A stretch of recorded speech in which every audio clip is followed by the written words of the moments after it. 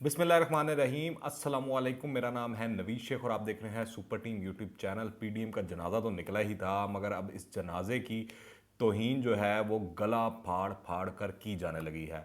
पहले हमने देखा कि नून लीग की जानिब से ताबड़तोड़ हमले हुए और एक सीरीज़ चल पड़ी बयानात की। उसके बाद रोका गया, कुछ मामलात को ठंडा करने की कोशिश की गई, तो पीपल्स पार्टी ने ताबड़तोड़ हमले शुरू कर दिए गए और बड़े तरीके से, टेक्निकल तरीके से वो वारदातें डाली जा रही हैं और काम किया जा रहा है। आज खबरें ये भी आई हैं कि मरियम और मौलाना दोनों ही बीमार हो चुके हैं। अलबत्ता दोनों के जो कोविड के टेस्ट हैं वो अल्हम्दुलिल्लाह मनफी आए हैं और मौजूदा सूरत हाल को मद्देनज़र रखते हुए दोनों ने तमाम सियासी सरगर्मियों को मनसूख कर दिया है। पर ऐसा लगता है कि दोनों को, मौलाना को भी और मरियम को, पीपल्स पार्टी की जानिब से दिए जाने वाले दुख और धोखे ने दिलबर्दाश्ता करके रख दिया है और वक्ती तौर पर बीमारी ने उन पर हमला कर दिया है और वो बीमार हो चुके हैं पीपल्स पार्टी की वजह से। वैसे अब पीडीएम में सेनेट इलेक्शन में शिकस्त के बाद सियासी लड़ाई जो है बाकायदा तौर पर शुरू हो चुकी हुई है। नून लीग खुलकर सामने आ चुकी है, मरीम की जानिब से इल्ज़ामात की भरमार है। तो आप देखें, बिलावल भुट्टो ने जो भी वो कह तो रहे हैं कि रद्द अमल नहीं देना, मैं मरीम के ऊपर बात नहीं करूंगा, पर वो ढके छुपे अल्फाज में वो जो सियासतदानों का ख़ास तरीका होता है उसमें तमाम बातें कह जाते हैं, सब कुछ बता जाते हैं।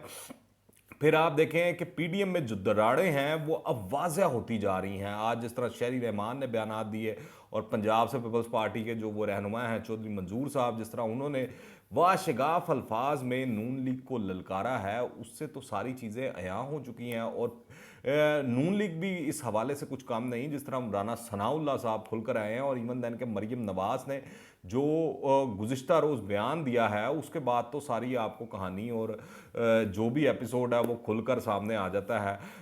इस वक्त जो है पीडीएम के मुस्तकबिल पर एक सवालिया निशान लग चुका है।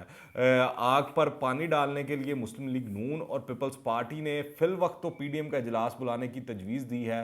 पता नहीं इसमें अब वो कुछ तय होता है या नहीं, मगर इस वक्त हालत ये हो चुकी है कि नून लीग और पीपल्स पार्टी एक दूसरे को नीचा दिखाने में लगे हुए हैं और हर सतह और हर महाज पर लगे हुए हैं।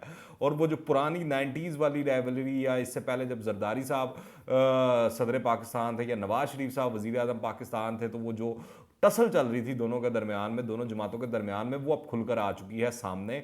और दूसरा आप इसके अंदर देखें, जो मौलाना है वो खामोश हैं।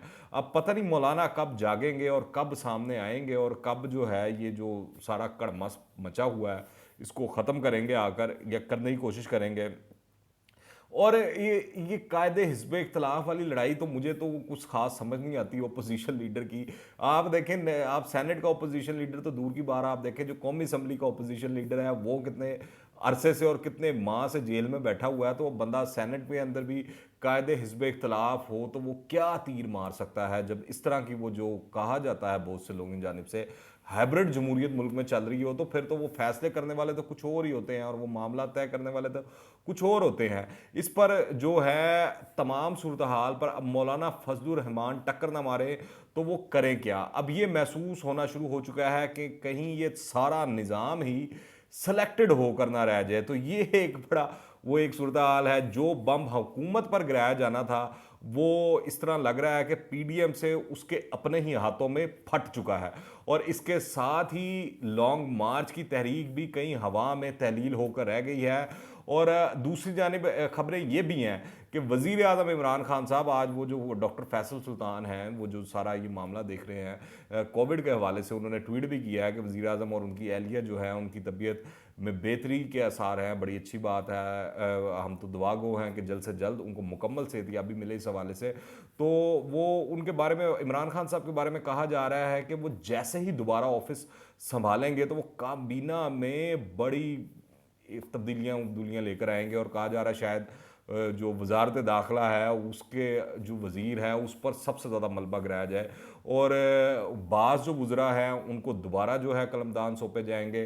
काबीना में जो तब्दीली है उस हवाले से कहा जा रहा है कि सेनेटर शिबली फराज, सेनेटर फैसल वाडा और उस्मान डार की जो है कैबिनेट में वापसी होगी, जबकि जो मशीर हैं उसमें भी रद्दोबदल किया जाएगा। और वफाकी काबीना में जो इत्तेहादी जमातें हैं जैसे एमक्यूएम है और बीएपी है उनको भी नुमाइंदगी देने पर मुशावरत की जा रही है।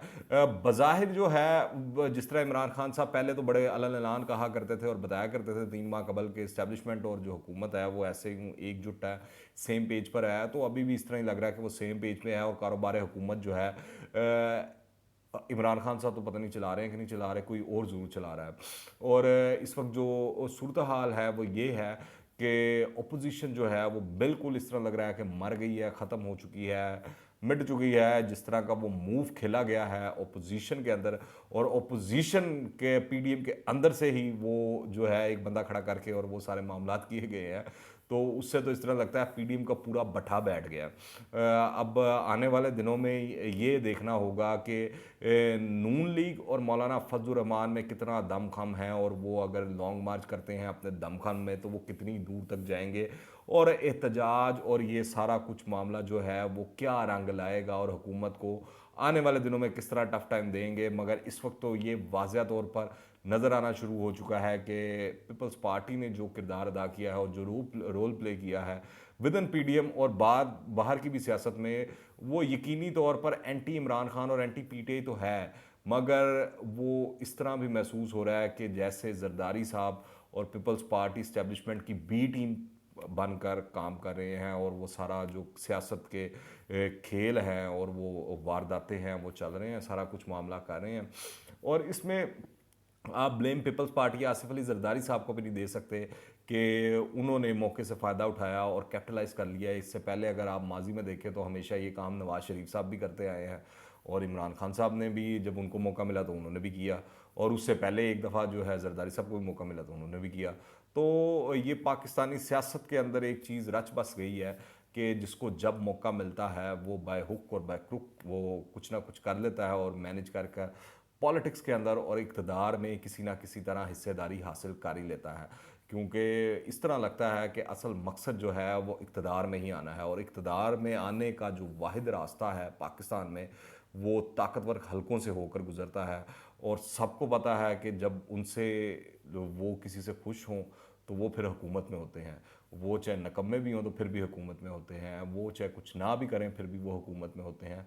तो जरदारी साहब और पीपल्स पार्टी तो बहुत कुछ कर भी सकते हैं और करके दिखा भी चुके हैं और करते भी रहे हैं और शायद अभी भी कर रहे हो, तो वो उनके तो चांसेस बड़े वाज़िया नज़र आ रहे हैं कि आने वाले इलेक्शन के अंदर पीपल्स पार्टी अहम पोजीशन में होगी। पर इस वक्त जो नज़र आ रहा है वो ये नज़र आ रहा है कि मरीम नवाज़ और नवाज़ शरीफ साहब किसी भी सूरत इस्टेब्लिशमेंट को काबिल कबूल नहीं है, और पीडीएम जो है वो अपने मौत आप मर जाएगी। और अनकरीब हम सुनेंगे कि जो ये मामला है पीडीएम वाला, कि पीडीएम हुआ करती थी।